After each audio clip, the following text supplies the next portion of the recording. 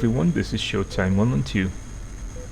This video is going to be about the Arab-Israeli conflict of October 1973, which is usually known in the West as the Yom Kippur War, after the Jewish holiday on which Arab coalition attacked Israel, hoping to achieve additional element of surprise this way. The objective of this war for the Arabs was mostly to regain territories lost previously in the 1967 war, and this time they relied very heavily on integrated air defense system to counter a powerful Israeli air force, and especially on surface-to-air missiles supplied by the Soviets. This, however, doesn't mean that air fighters were just observing without acting. They were in fact flying lots of missions, lots of combat air patrol missions, and also lots of escort missions for the Arab Air Force bombers. And today we'll be joining one such mission flown by Syrian MiG-21s.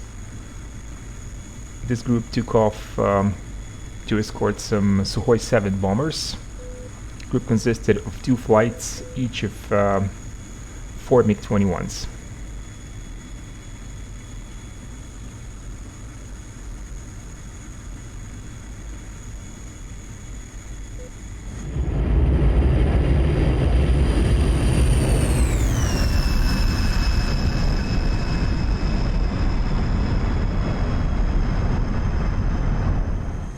And we're still flying with the first flight of Syrian MiG-21s. They were escorting Sukhoi 7s flying directly behind them.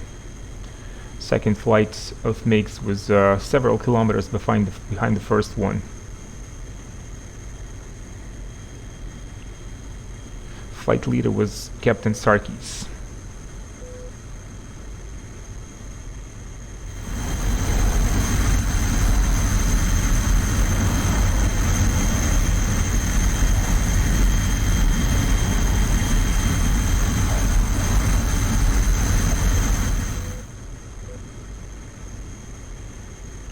At a certain point, Captain Sarkis noticed 2 airplanes at about 11 o'clock and quickly realized they were Israeli Mirages. Apparently the Israelis didn't notice the Syrians. Captain Sarkis didn't radio this discovery to the group. He just made a sharp left turn and maneuvered his airplane behind the Israeli Mirages.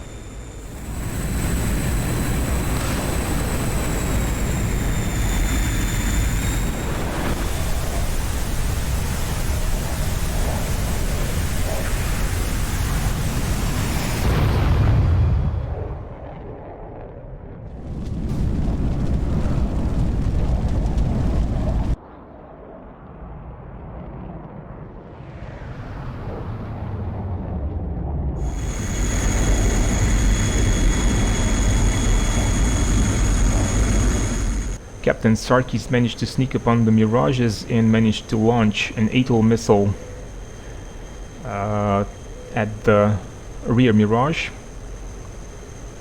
The missile scored a hit and Mirage was shot down.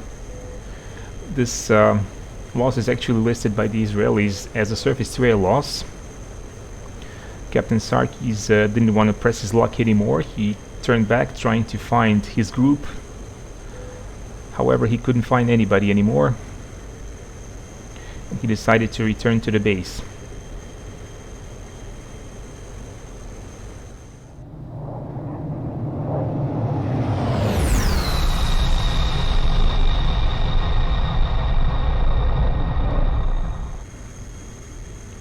We're now flying with the trailing element of the first MiG-21 flight. Those were Captains Delvara and Captain Dibbs. They spotted another 2 Mirages to their left side, which was obviously the trailing element of the flight, but quite amazingly this other element didn't notice any Syrians either.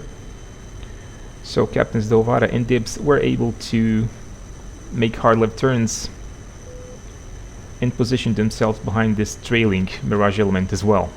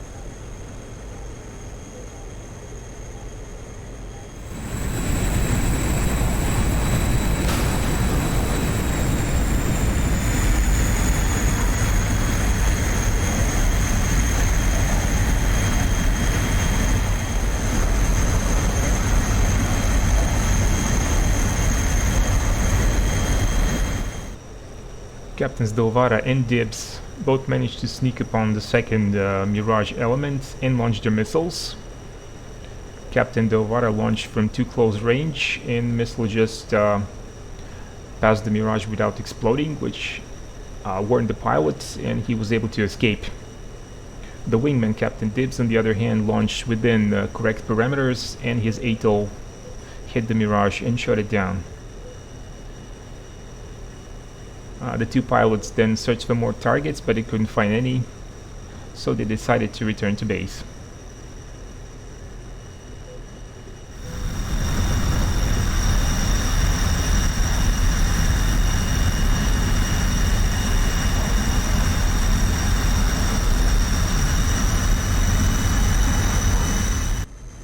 And we are now flying with the second MiG-21 flight. The first flight leaving for home after their encounters with Israeli Mirages, so it was now upon the second flight to provide for protection and escort for the Sukhoi 7 bombers.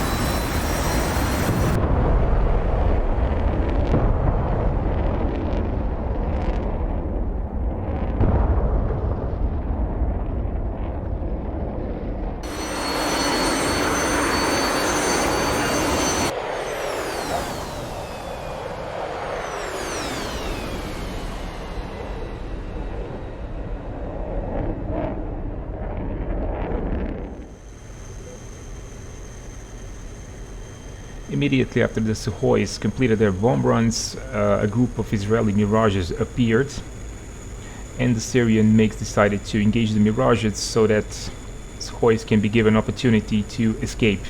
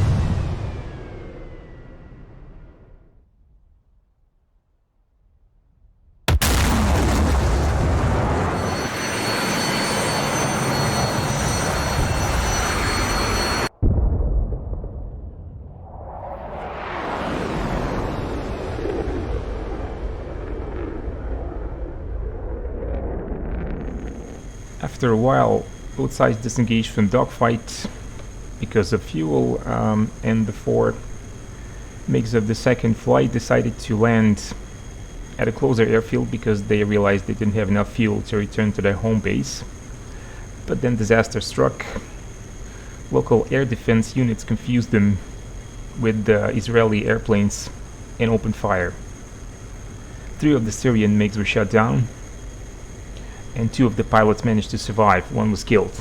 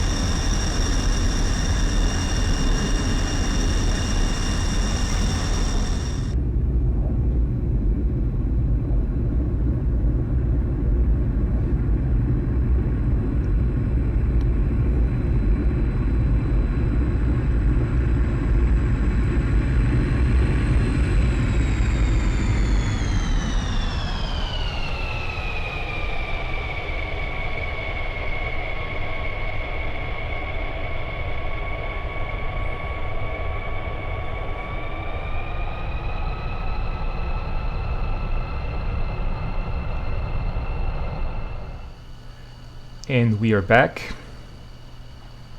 Surviving pilot of the second MiG-21 flight eventually landed. Now, as for this video and story described in it, I have to say that information comes from one single source, which is David Nicolle's and Tom Cooper's book, Arab MiG-19 and MiG-21 Units in Combat. I could not verify this information from other sources. Those two are authors who specialized in Arab and Iranian air forces, and they have access to information from that part of the world which is generally denied to almost anyone else in the West. So I cannot be 100% sure that this is exactly how things happened, but this is how they were described, so that's how they were reenacted.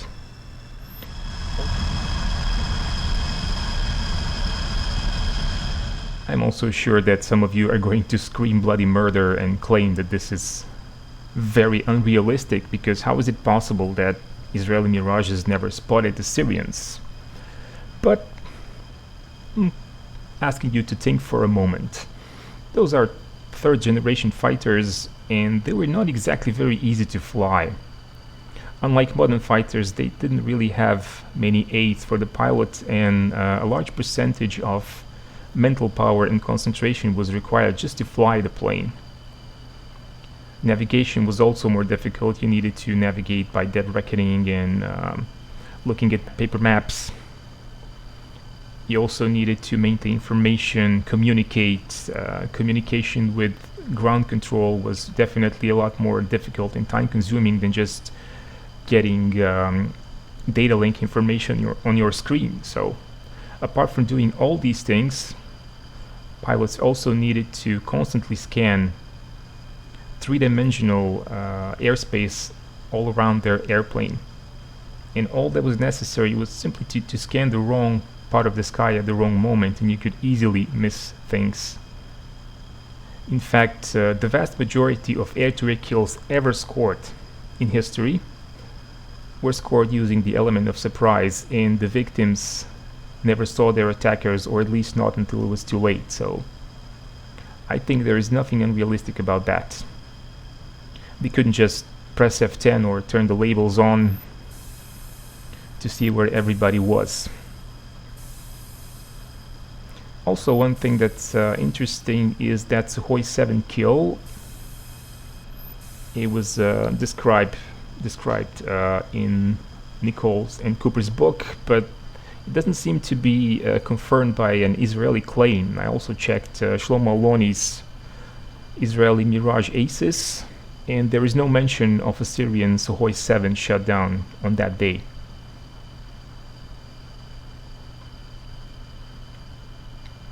But I hope you enjoyed this video. If you did, be sure to press the like button, because that's very important for the channel. You can also follow us on Instagram and Facebook. Feel free to comment. Subscribe if you haven't done so already, and keep watching Showtime 112.